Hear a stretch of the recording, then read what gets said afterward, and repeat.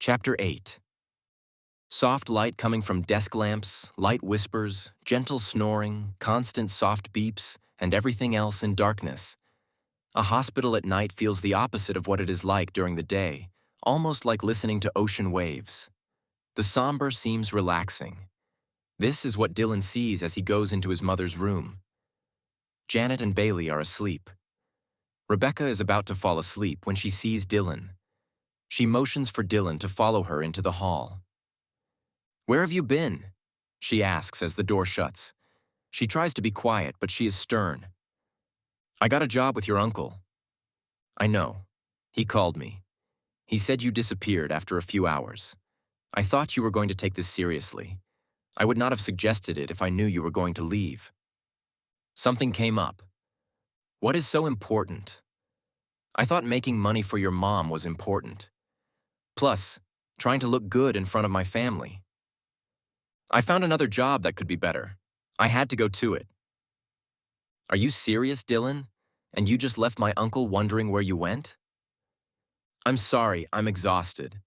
I don't want to argue about this right now." "You." She has to look through her eyebrows from her scowl. "You're tired? I'm the one who has been here all day taking care of your mom while you're off doing who knows." "I just want to go to sleep. Has the doctor said anything about mom?" Rebecca rolls her eyes at the conversation dodge. "Fine, we will talk when you wake up." "How's mom?" She takes a couple of breaths to calm herself down. She is still livid, but she answers him. They noticed that she was stressed. Her blood pressure has been through the roof all evening. She really hates hospitals. They gave her some medicine to relax. They said it would be less stressful if she were to go home. At least she can be in a comfortable area. "That's a good idea. Are we taking her home tonight?" Finally getting a chance to talk to him today takes the edge off of her anger. "No, they are releasing her in the morning." "Okay, we will have to hurry. I have to work in the morning." Dylan sits in his car outside Peter's steer house. His mind is going crazy. He would rather do anything than go into that building. His thoughts race with different solutions, but he knows that none of them will work. He pulls out his phone and dials 911, then puts it down before making the call. He does this a couple of times before putting the phone in his pocket. He just sits there staring at his steering wheel, then finally gets out and goes to talk to Lee. Dylan walks into Lee's office. Lee is the only person in the office. He is sitting at his desk working. "I thought I would see you soon," he says.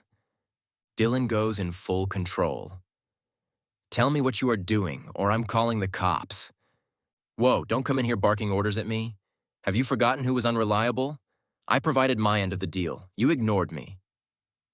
"I don't give a shit. I don't want to be a part of this."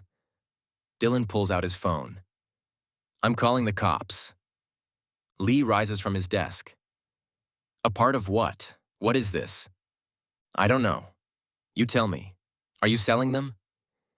Now, as the church submits to Christ, so also women should submit to men in everything. "That's not what it says." "What does it say?" "What about beware of false prophets who come in sheep's clothing but are wolves?" Dylan starts dialing 911. "I never understood people like you, trying to twist the word for your benefit. I hope God shows you mercy." "We're done." He goes to make the call.